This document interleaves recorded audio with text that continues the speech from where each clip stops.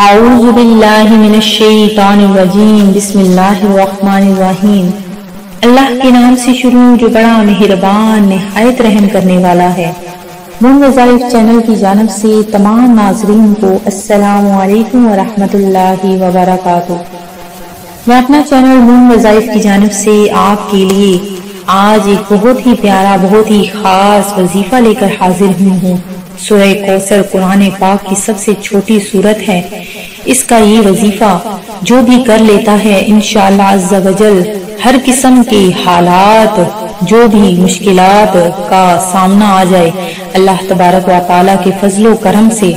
اس شخص کے حالات بدل جاتے ہیں۔ تو ناظرین، جن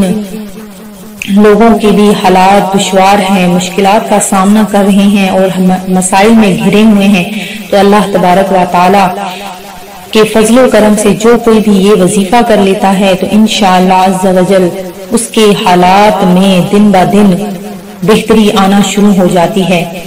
فرمان مصطفیٰ صلی اللہ علیہ وآلہ وسلم ہے کہ جس نے مجھ پر 100 مرتبہ درود پاک پڑھا، اللہ پاک اس کے دونوں آنکھوں کے درمیان لکھ دیتا ہے کہ یہ ناپاک اور جہنم کی آگ سے آزاد ہے اور اسے بروز قیامت شہداء کے ساتھ رکھے گا۔ تو ناظرین، درود پاک پڑھتے ہوئے ساتھ ہی ساتھ ہمارا آج کا وظیفہ کرتے ہوئے جن ویورز نے ابھی تک ہمارا چینل جوائن نہیں کیا وہ اسے سبسکرائب کر لیں اور ساتھ ہی ساتھ بیل آئیکن کا بٹن بھی پریس کر لیں تاکہ ہر نیا آنے والا وظیفہ سب سے پہلے آپ تک پہنچ جائے۔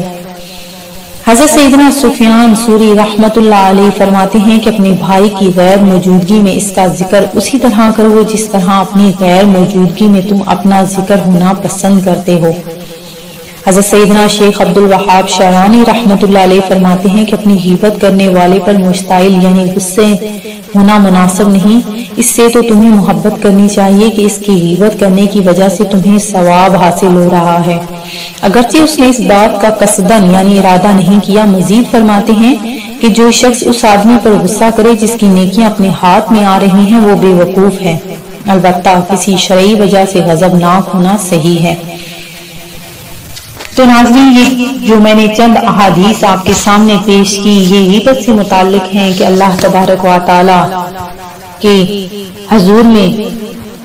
اگر ہم دعا کرتے ہیں تو اپنے مسلمان بھائی کے لیے بھی دعا کریں کہ اللہ تبارک و تعالی سب کو ہدایت نصیب فرمائے، آمین۔ تو میں جو آج آپ لوگوں کے لیے وظیفہ لے کر حاضر ہوئی ہوں بہت ہی پیارا بہت ہی خاص وظیفہ ہے کہ اللہ تبارک و تعالی کہ قرآن پاک کلام پاک کا یہ بہت ہی پیارا سا چھوٹا سا عمل ہے۔ جو شخص یہ عمل کر لیتا ہے اس کی تقدیر اللہ تبارک و تعالیٰ کس طرح سے بدل دیتے ہیں اور اللہ تبارک و تعالیٰ کے فضل و کرم سے فضل و عنایت سے ہر چیز سیدھی ہو جاتی ہے۔ جس شخص کے کاروبار میں تنگی ہے، جو شخص پریشان ہے کہ اس کے کاروبار میں ترقی نہیں ہو رہی، اس کے رزق میں برکت نہیں آ رہی، تو اللہ تبارک و تعالیٰ اس کے رزق میں آسانیاں فرما دیتا ہے، اس کے رزق میں غیب سے اسباب پیدا فرما دیتا ہے اور جس کسی کو بھی جو بھی مشکلات پریشانیاں ہیں وہ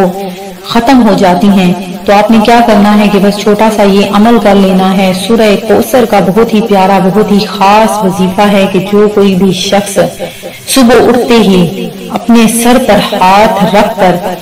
سورہ کوثر کو بس صرف 7 بار اول و آخر 11 بار درود پاک پڑھ کر پڑھ لیتا ہے تو اللہ تبارک و تعالیٰ اس کی قسمت میں 4 چاند لگا دے گا، اس کی قسمت اس کی تقدیر کو بدل دے گا۔ اللہ تبارک و تعالیٰ اس کے گھر میں رزق کی بارش نازل فرما دے گا اور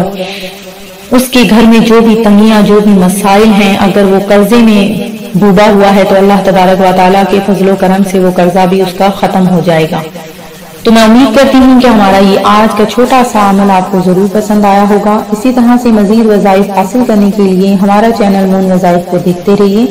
اپنا خیال رکھیے گا، دعا میں یاد رکھیے گا۔ اللہ حافظ۔